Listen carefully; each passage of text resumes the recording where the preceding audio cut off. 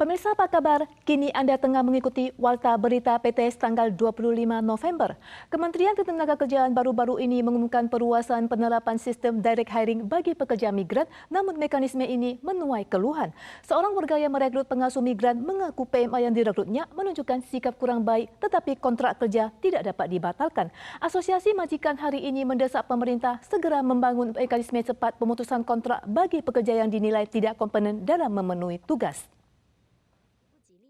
Video diperkenalkan agar majikan dapat menciptakan lingkungan kerja yang lebih ramah. Sistem direct hiring PMA yang diberlakukan MOL selama bertahun-tahun memungkinkan majikan dan PMA menghemat biaya maklar.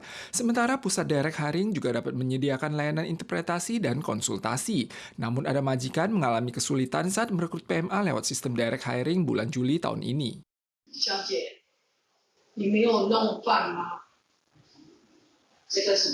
Pak Sutri ini awalnya ingin merekrut PMA bagi ibu mereka, namun malah mendapatkan PMA yang tak berkualifikasi. Terkadang hendak minum saja ibunya harus menunggu lama. Oleh sebab itu, mereka mengajukan permohonan pemutusan kontrak pada awal Oktober, namun hingga kini belum ada hasilnya. 只要他没有害我的家属受伤、死亡之类的很严重的事情，他没有违反法律的话，他可以任意的对我们的雇主摆臭脸、态度不好，把他放在旁边1-2个小时。反正他只要没有出健康的问题，他就不算是失职。 Majikan kerap mengalami tekanan batin. Asosiasi menjelaskan hal ini merupakan dampak dari defisiensi sistematik dalam sistem direct hiring dan menyerukan pembentukan mekanisme cepat perihal pemutusan kontrak PMA yang tak berkualifikasi. 直聘他扮演的角度就是两边做了媒合，然后出了事情他也不管雇主，他也不管移工，然后我们就这样继续的求助无门。 MOL menekankan saat ini perekrutan PMA dapat dilakukan melalui agen penyalur secara mandiri atau lewat bantuan pusat direct hiring. Pada kasus tertentu, jika otoritas ketenagakerjaan setempat menetapkan PMA telah melanggar kontrak atau UU Kesejahteraan Lansia, izin kerjanya akan dicabut dan akan dideportasi dalam jangka waktu yang ditentukan. Apakah Taiwan berpeluang menerapkan sistem libur 3 hari per minggu? Proposal isu terkait telah diajukan ke platform kebijakan publik dan mendapat lebih dari 5.000 dukungan sehingga resmi lolos untuk dibahas. Namun kelompok industri dan bisnis menilai saat ini belum waktunya untuk menerapkan kebijakan tersebut, sementara kelompok pekerja berharap untuk sekaligus mengevaluasi masalah upah rendah. Petugas memberikan konseling bagi warga yang menjalani tes kesehatan. Pusat pemeriksaan kesehatan ini menerapkan libur 3 hari seminggu tanpa pemotongan gaji 3 tahun lalu selama pandemi untuk mempertahankan staf dan agar pasien dapat lebih terkonsentrasi. Selama bertahun-tahun profitabilitasnya tidak cuma stabil, namun kinerja karyawan juga tetap optimal, hampir tidak ada yang mengundurkan diri. 原本大概是90%，就上班的满意度变成95%到97%，看起来财务的部分呢，其实那时候并没有因为这样子有影响。 Petisi libur 3 hari per minggu yang diajukan warga melalui platform kebijakan publik diloloskan usai mendapatkan lebih dari 5.000 tanda tangan yang mengharuskan pemerintah merespons paling cepat pada 7 Desember.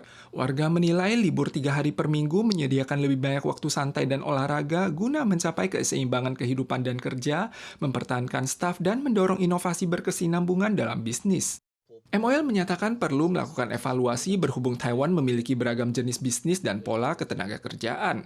Ada pakar menilai, walau 3 hari per minggu merupakan waktu ideal untuk bepergian dan menguntungkan industri pariwisata, hal ini kurang menguntungkan bagi sektor manufaktur dan logistik padat karya.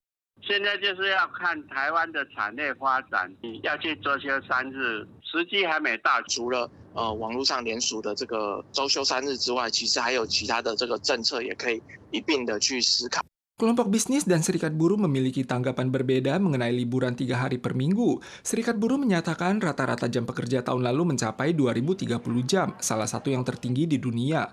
Mereka berharap pemerintah juga akan mengatasi masalah upah rendah.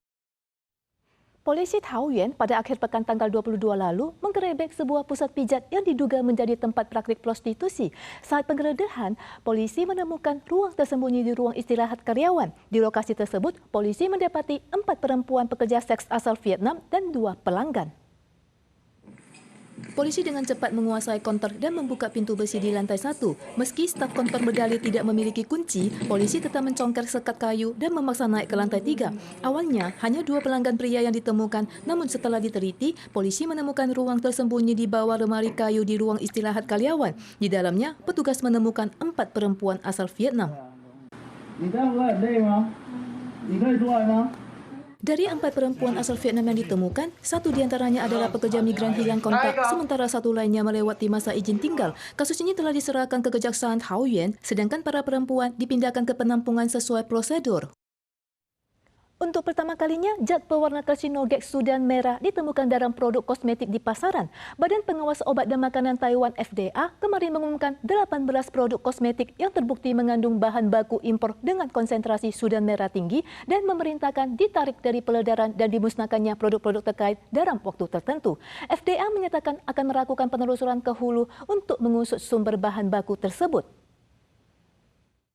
Pewarna Sudan merah untuk keperluan industri pertama kalinya terdeteksi pada produk kosmetik Taiwan.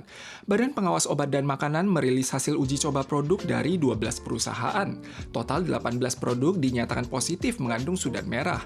Produk yang tidak memenuhi syarat dilarang dipasok, dijual, diberikan, atau dipajang secara terbuka serta harus ditarik dari pasaran dalam jangka waktu tertentu untuk dimusnahkan. Sudan 4号色素为化妆品禁用色素，依法不得添加于化妆品中。那违规者涉违反化妆品卫生安全管理法第6条，可以处新台币2万元至500万元罚款。 Mayoritas dari 18 kasus tersebut melibatkan produk terkenal, termasuk Oride Hair Tonic, Mirage Ultra Firming Solution, Soberry Lip Glow Color Revival Balm, dan No More Nourishment Lip Oil yang sebelumnya telah inisiatif melaporkan produk.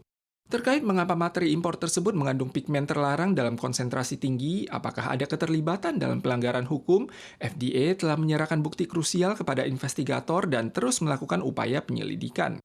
Semua produk bermasalah harus ditarik dari pasaran untuk mencegah peredaran. Warga yang telah membeli produk bermasalah diingatkan untuk segera menghentikan penggunaan produk dan dapat mengajukan pengembalian uang atau penukaran produk dari produsen.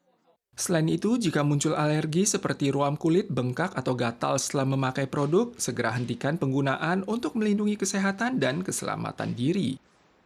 Hari ini, angin monsun timur laut membawa udara dingin ke selatan, membuat suhu menurun secara bertahap. Suhu terendah di dataran wilayah tengah ke utara berada pada kisaran 14 hingga 16 derajat Celcius.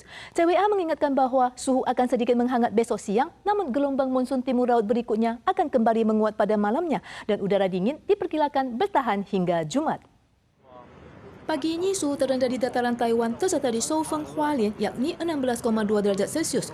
Suhu di siang hari masih mencapai 21 hingga 22 derajat dan wilayah tengah dan Taitung 25 hingga 28 derajat. Namun penguatan angin monsun timur laut akan membuat suhu kembali turun mulai malam ini. Suhu rendah di wilayah tengah ke utara dan Ilan diperkirakan berada pada kisaran 14 hingga 16 derajat. Sedangkan wilayah selatan serta Hualien, Taitung 17 hingga 19 derajat Celcius.